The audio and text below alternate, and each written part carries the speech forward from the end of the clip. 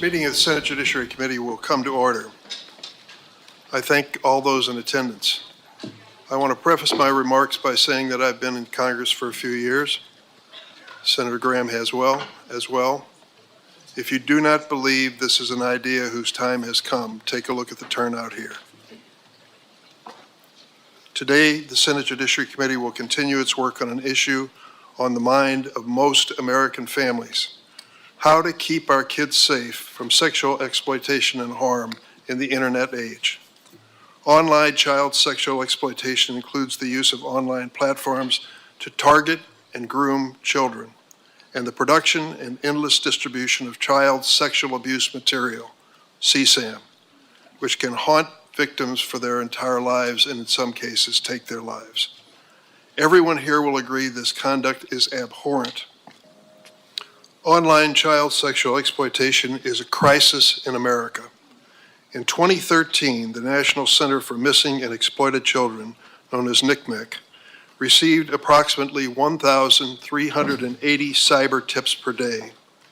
By 2023, just 10 years later, the number of cyber tips has risen to 100,000 reports a day. That's 100,000 daily reports of child sexual abuse material, also known as CSAM. In recent years, we've also seen an explosion in the so-called financial sextortion, in which a predator uses a fake social media account to trick a minor into sending explicit photos or videos, then threatens to release them unless the victim sends money. In 2021, NCMEC received a total of 139 reports of sextortion, 2021. In 2023, through the end of October alone, this number skyrocketed to more than 22,000. More than a dozen children have died by suicide after becoming victims of this crime. This disturbing growth in child sexual exploitation is driven by one thing: changes in technology. These apps have changed the ways we live, work, and play. But as investigations have detailed, social media and messaging apps have also given predators powerful new tools to sexually exploit children. Your carefully crafted algorithms can be more powerful force on the lives of our children than even the most best-intentioned parent.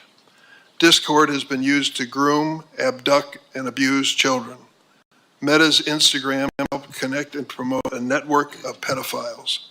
Snapchat's disappearing messages have been co-opted by criminals who financially extort young victims. TikTok has become a, quote, platform of choice for predators to access, engage, and groom children for abuse. And the prevalence of CSAM on X has grown as the company has gutted its trust and safety workforce. Today, we'll hear from the CEOs of those companies.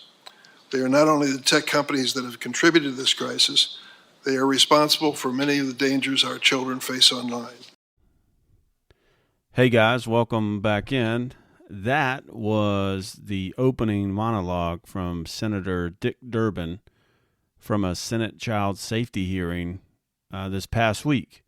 This hearing is part of an effort to, as the name suggests, protect children online. Well, better late than never, I suppose, as this should have happened long before now. But I think given the data that's come to light over the past few years, indicating the harms caused, especially in girls, and I'll emphasize girls from time to time, given that I have a daughter, by the technology, it shows lawmakers and everyone else just how detrimental use of things like Instagram or TikTok can be to the mental health of a teenager, especially a female. So, bosses from Meta or Facebook, TikTok, Snapchat, Twitter, or X, and others were present for this hearing. Now, my initial goal with this podcast was to highlight just how disruptive AI would be to society and specifically work. But it was obvious in my expanded reading for the podcast that the harms of social media and the coming harms of an AI-driven social media demand our attention. And I think that's especially true for parents. So at this hearing, some of the audience in attendance were family members of victims of the technology. Kids who had either committed suicide as a result of using the technology through bullying, sexual exploitation, or harassment, or victims who had bought drugs through the platform and died as a result. Now, to be fair, this was an easy way for politicians to get sound bites for the evening news, and several did. But having said that, there are some congressional members who are beginning to stand out for child protection and AI protection in general. I won't mention any specific names here because some of those, given that they're politicians, they are a bit problematic at times, and I try to keep this podcast as apolitical as possible. One of the main contentions of the hearing is Section 230 of the Communication Decency Act, which protects tech platforms from any liability associated with their product. Section 230 states, quote, "No provider or user of an interactive computer service shall be treated as the publisher or speaker of any information provided by another information content provider." That phrase protects social media companies from being sued, even though their products are obviously harmful to kids who use them. So there is some hope that this hearing will help kickstart an effort to have that language amended or repealed to make social media companies liable for harm that originates and is perpetuated with their products. Here's an exchange between Senator Amy Klobuchar and Mark Zuckerberg of Facebook, Instagram fame. Okay. Mr. Zuckerberg, in 2021, the Wall Street Journal reported on internal Meta research documents asking, why do we care about tweens? These were internal documents. I'm quoting the documents. And answering its own question by citing Meta internal emails. They are a valuable but untapped audience. At a commerce hearing, I'm also on that committee, I asked Meta's head of global safety why children aged 10 to 12 are so valuable to Meta. She responded, "We do not knowingly attempt to recruit people who aren't old enough to use our apps."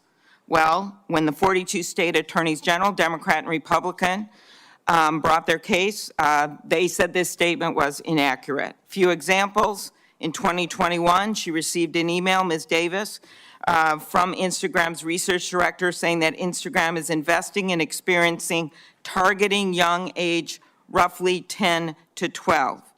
In a February 2021 instant message, one of your employees wrote that Meta is working to recruit Gen Alpha before they reach teenage years. A 2018 email that circulated inside Meta says that you were briefed that children under 13 will be critical for increasing the rate of acquisition when users turn 13. Explain that with what I heard at that testimony at the commerce hearing, that they weren't being targeted. And I just ask again, as the other witnesses were asked, why your company does not support the Stop CSAM Act or the SHIELD Act. Sure, Senator. I'm happy to talk to both of those. We had discussions internally about whether we should build a kids version of Instagram, like the kids versions of YouTube and other services. We haven't actually moved forward with that, and we currently have no plans to do so. So I can't speak directly to the exact emails that you cited, but it sounds to me like they were deliberations around a project that people internally thought was important and we didn't end up moving forward with. Okay, and the bills, what are you going to say about the two bills? Sure, so overall, I mean, my position on the bills is, I agree with the goal of all of them. There are most things that I agree with within them. There are specific things that I would probably do differently. We also have our own legislative proposal for what we think would be most effective in terms of helping the internet in the various companies give parents control over the experience.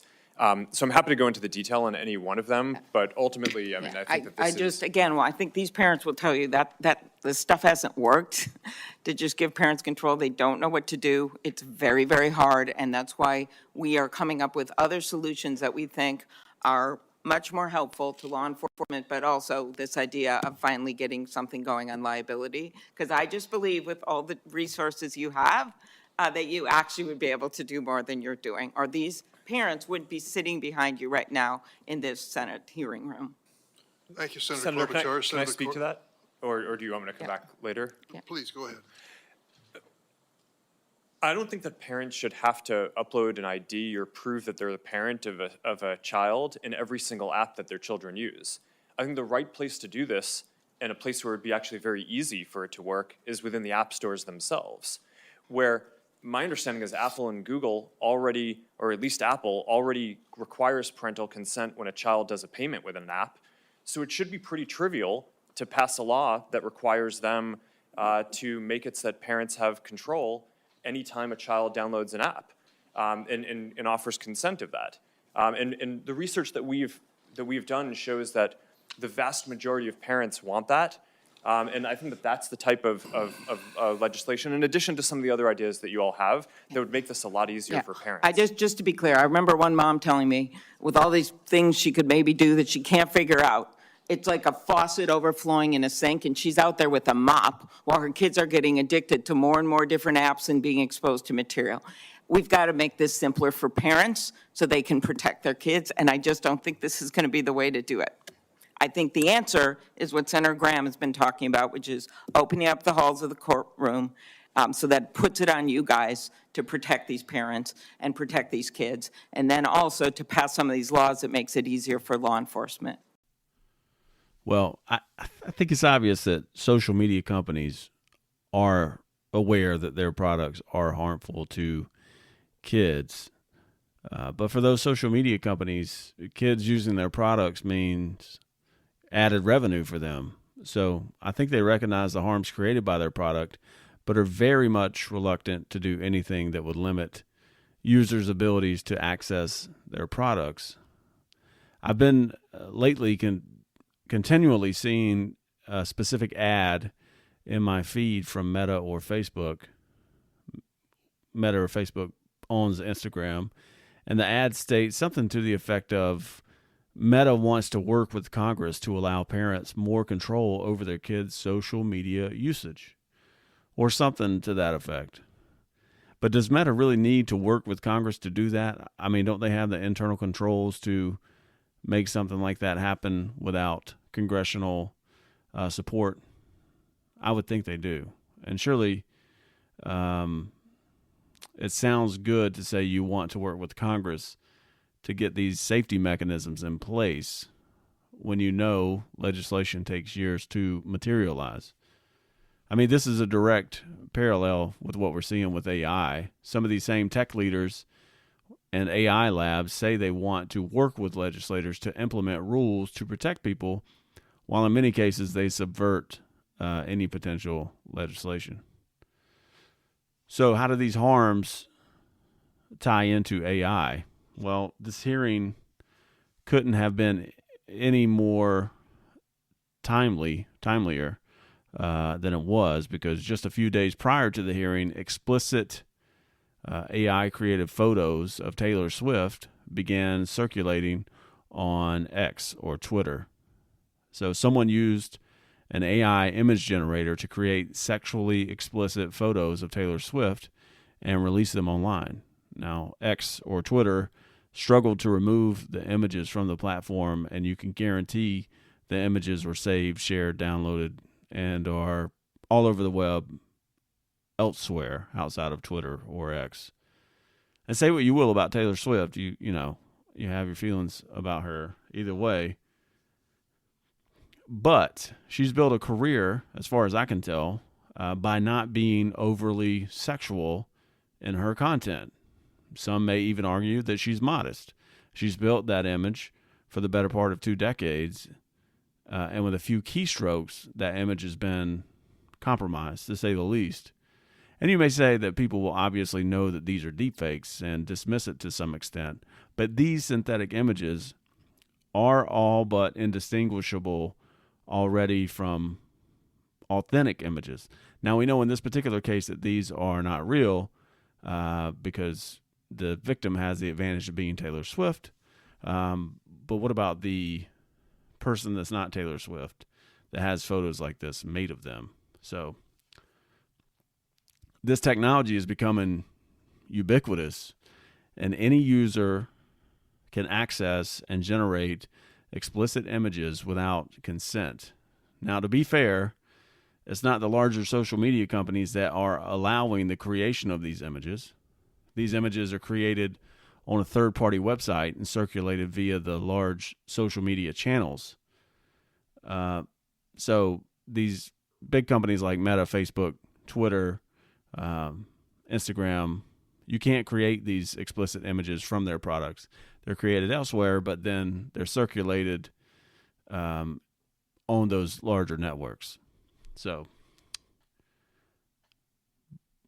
these technologies exist for the creation of these explicit photos at this very moment. So anybody, and I mean anybody, any creep, any 14-year-old boy with hormones raging, or a teenage girl looking to ruin the reputation of a friend she's fallen out with, any of those people can go right now to one of these platforms and create a photo of you and ruin your life, and there's really no recourse for the victims of this technology.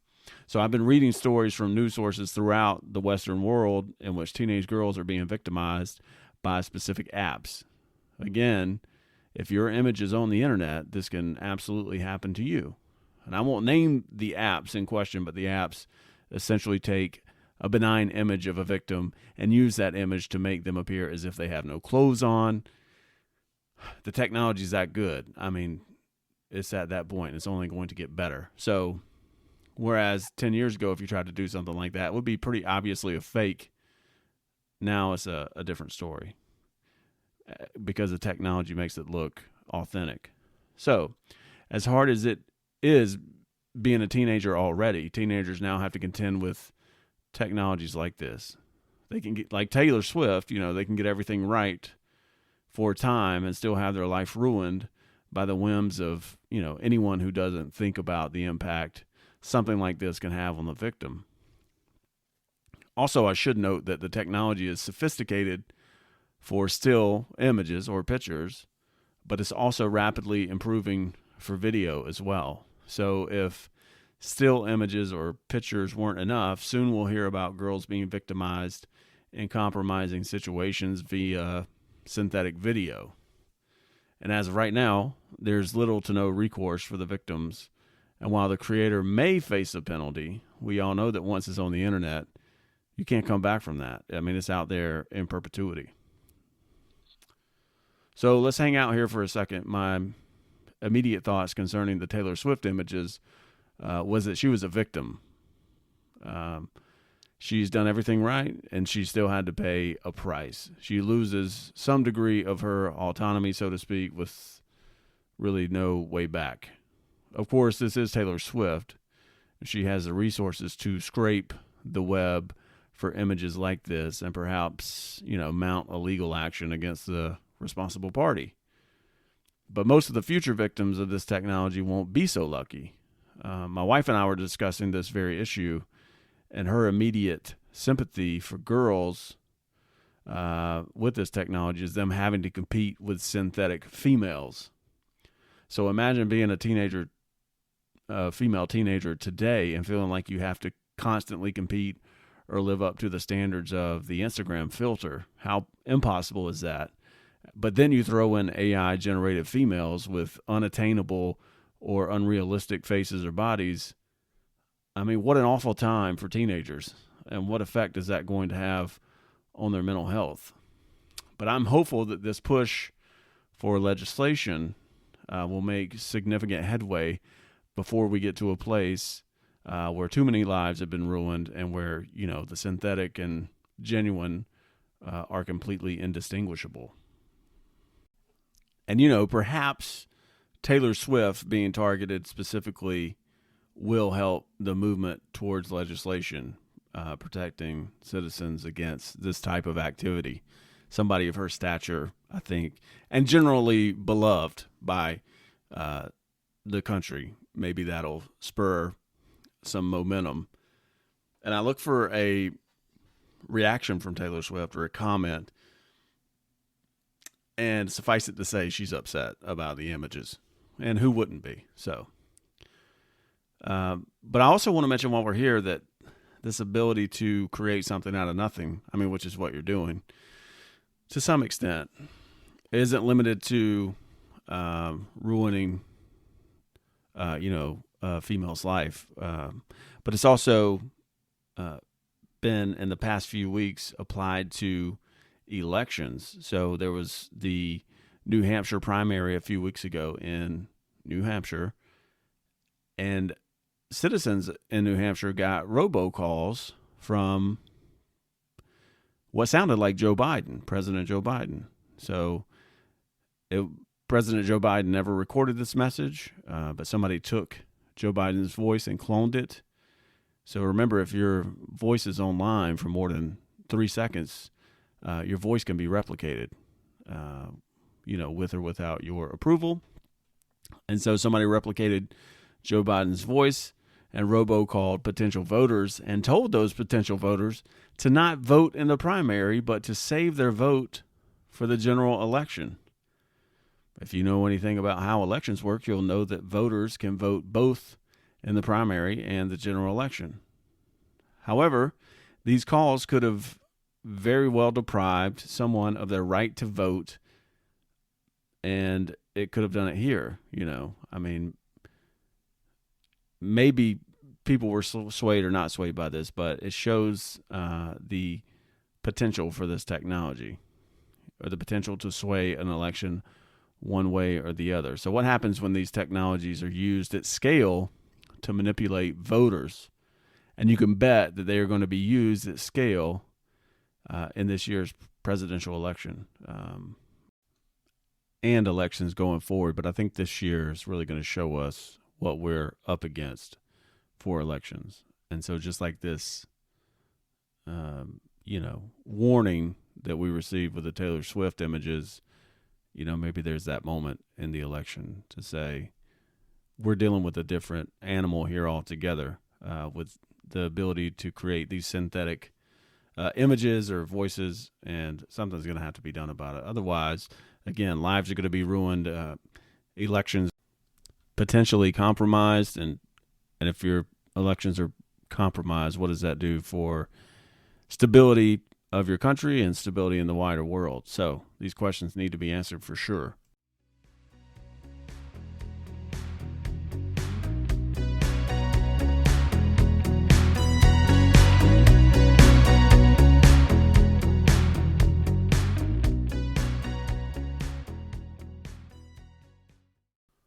So for our headlines this week, up first from the New York Times, quote, "Today's teenagers are anxious about their futures and disillusioned by politicians," end quote.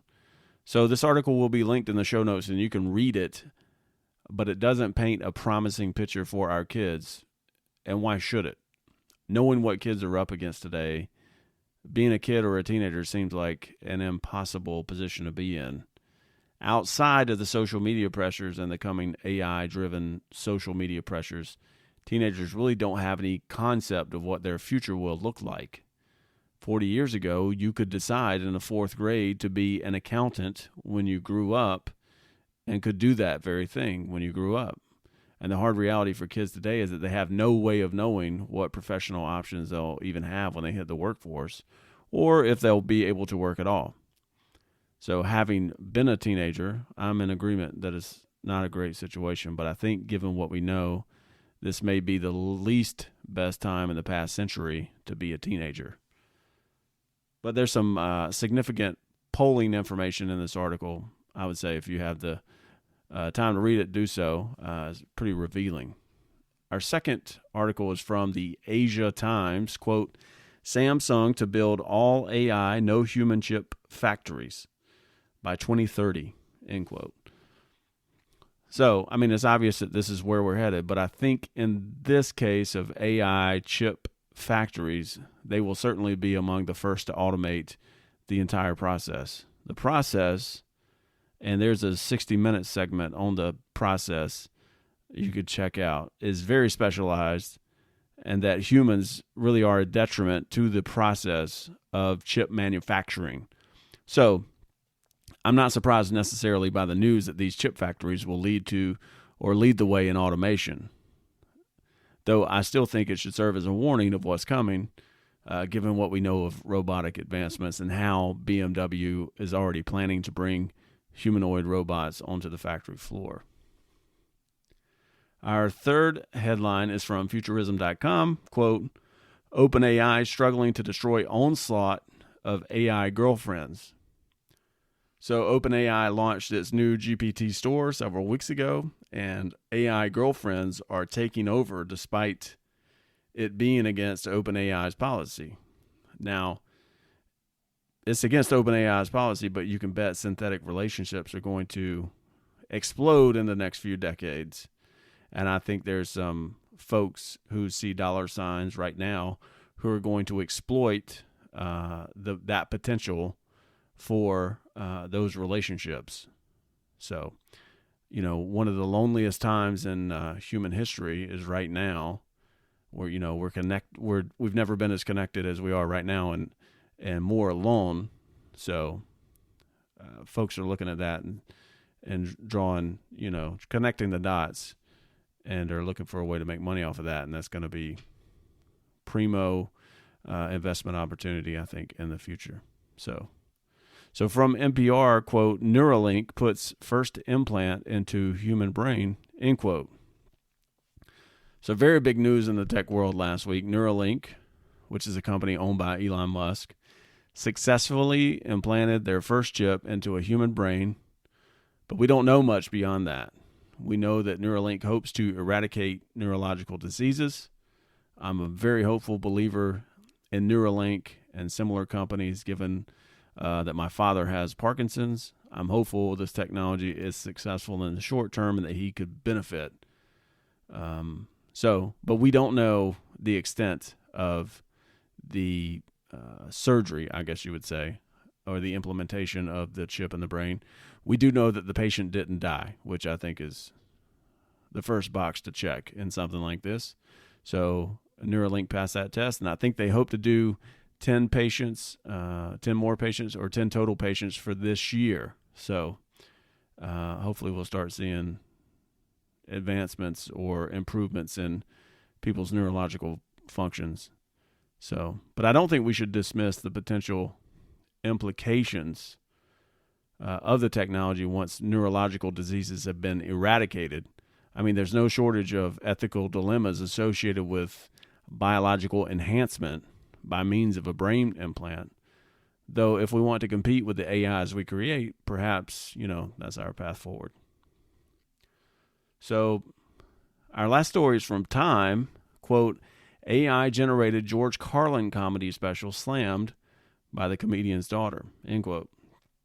So this is really a novelty, but I think it gives us a good picture of what we could have in the future, or we'll be seeing in the future, just endless amounts of synthetic content being created and put out on the web.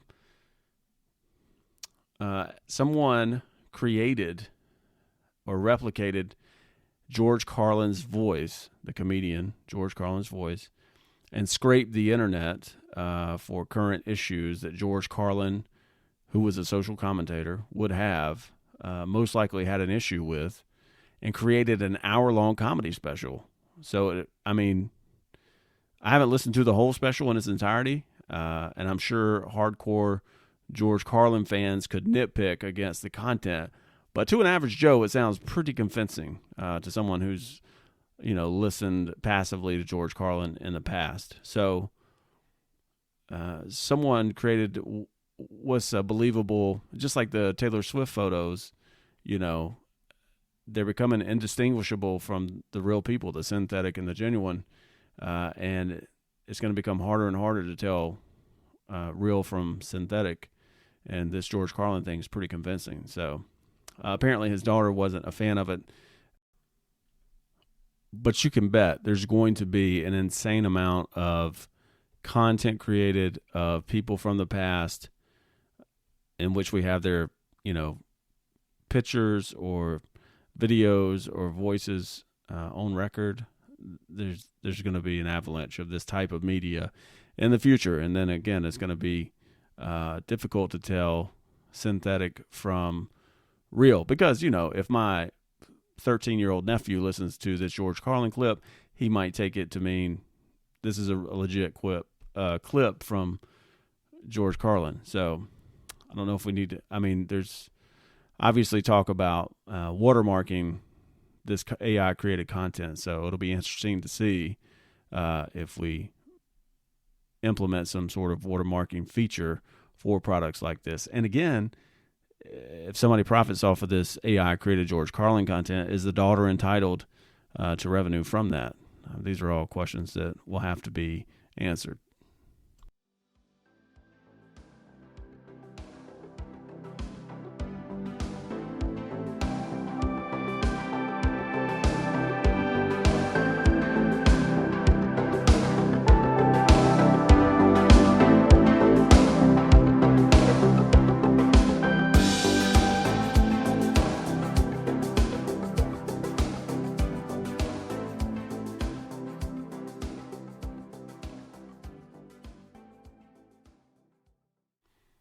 So that is it for this week. Next time, we're going to look at some practical ways parents can combat social media pressures, and should you even put pictures of your kids on the internet? Probably not a good idea, knowing what we know now. Even, you know, something as benign as, you know, your child's 7th birthday party. Something to think about. But there are tools out there which people can use or utilize to help mitigate risk from creeps out on the internet. So next week we'll look at those. Thanks for listening. We'll talk next time.